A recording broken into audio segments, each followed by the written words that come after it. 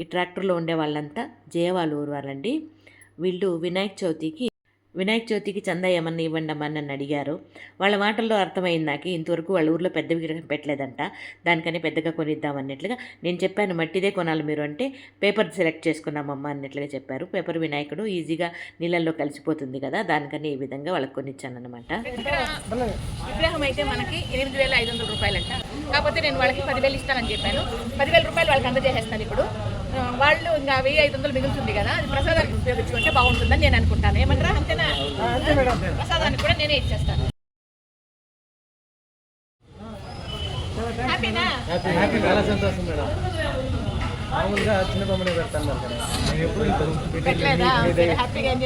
ఈ విగ్రహాన్ని పేపరు అదేవిధంగా మైదాపిండి 2 కలిపి చేశారట. నీళ్ళల్లో కలిపితే ఈజీగా కలిసిపోతుంది. ఆ మైదాపిండి నీళ్ళలో ఉండే చేపలకి దానికి ఆహారంగా ఉపయోగపడుతుంది అన్నట్లుగా చెప్పారండి. ఇది ఈ పూట మన చిన్ని